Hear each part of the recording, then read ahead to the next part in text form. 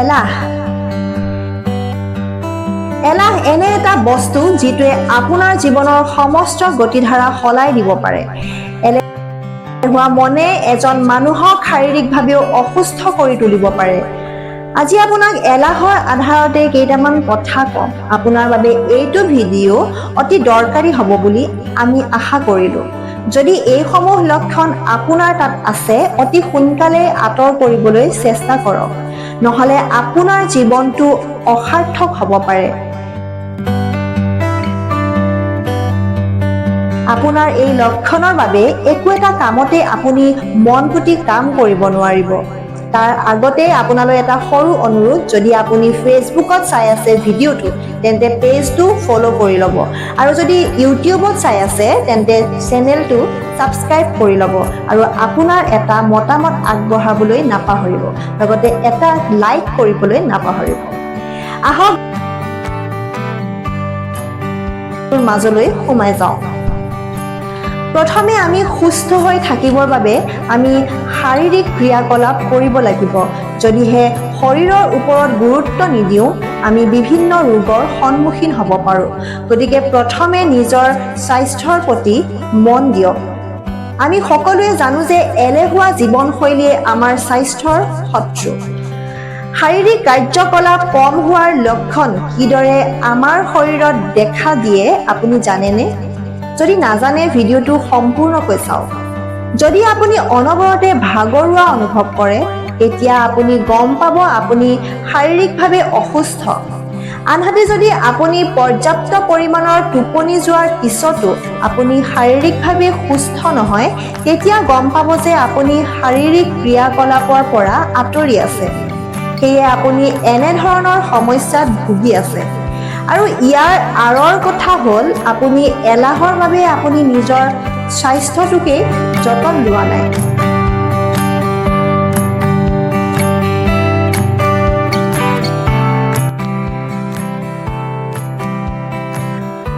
প্ৰথমে আপুনি নিজৰ স্বাস্থ্যৰ প্ৰতি যতন লওক, আৰু আপুনি তেতিয়াহে আপুনি স্বাস্থ্যৰ যতন ল'ব পাৰিব যেতিয়া আপুনি আপোনাৰ এলাহ ভাৱক আঁতৰ কৰিব পাৰিব। তেতিয়া আপুনি প্ৰতিটো কামতে সফল হ'ব। আমাৰ বেছিভাগৰে এটা অভ্যাস আছে। আগদিনা নিশা আমি পুৱা 5 বজাত সাৰ পাবলৈ এলাৰ্ম দি থৈ দিওঁ। ঘড়ীটোৱে নিজৰ কাম সঠিক সময়ত সঠিক ৰূপেই কৰে। এলাৰ্ম বাজি উঠাৰ লগে লগে হয় আমি কাণত সোপা মাৰি মিটাল মাৰোঁ, নহ'লে এলাৰ্ম ক্লকৰ সংকেত ধ্বনি বন্ধ কৰি বাগৰ সলাই পুনৰ শুই পৰোঁ। পিছৰবাৰ সাৰ পাওঁতে দেখোঁ 8 বাজো। তাৰ পিছত শুই উঠিয়ে আমাৰ হাহাকাৰ অৱস্থা। কাম সফল কৰি তোলাৰ ক্ষেত্ৰত এলাহে সদায় হেঙাৰ ৰূপে থিয় দিব পাৰে। আজি কৰিম, কাইলৈ কৰিম, ঠিক আছে, পিছত দেখা যাব। এতিয়া নগ'লেও, নাভাবিলেও বা নকৰিলেও চলিব। এনেধৰণৰ মানসিকতাই যেতিয়া গা কৰি উঠে, তেতিয়া এলাহেও মূৰ দাঙি উঠিবলৈ সুযোগ পায়। এলাহ এক ধৰণৰ অৱসাদ। এলাহ উদ্ভৱ হয় আৰামপ্ৰিয়তাৰ পৰা। বিচনাখনত শুই থাকিলে শুই থাকিম যেনেই লাগে, বহিলে বহি থাকিম যেনেই লাগে, অথবা টিভি চেনেলবোৰক অদল বদল কৰি চাই সময় কটাই আমি ভাল পাওঁ। এলেহুৱা স্বভাৱটোৰ কাৰণে আমি মন গ'লেও উঠি আহি কামত ব্যস্ত হ'ব নোৱাৰোঁ। এলাহে আমাক দমন কৰি আমাৰ যথেষ্ট ক্ষতি কৰে। কিমান যে গুৰুত্বপূৰ্ণ কাম আমাৰ এলাহৰ বাবে হৈ নুঠে। ই আমাক কৰ্মবিমুখ কৰি তোলে। ই আমাৰ মনৰ উৎসাহ নোহোৱা কৰি তোলে। মনত উৎসাহ নাথাকিলে কোনো কামতেই আগুৱাই যাব নোৱাৰি। আলস্য বা এলাহ আচৰণ এবাৰ মনৰ ভিতৰত সোমাই গ'লে গোটেই জীৱন জুৰি আমাক পীড়িত কৰি তোলে। এতিয়া জানো আহক এলাহক আমি কেনেদৰে চিৰদিনলৈ বিদায় দিব পাৰোঁ। প্ৰথম, পুৱাই শুই উঠি জগিং বা য়োগা প্ৰাতঃভ্ৰমণ কৰিলে আলস্য ভাৱ আঁতৰে। দ্বিতীয়টো হৈছে এতিয়াৰ কাম এতিয়াই কৰিম বুলি মনটো ডাঠ কৰি ল'ব লাগে।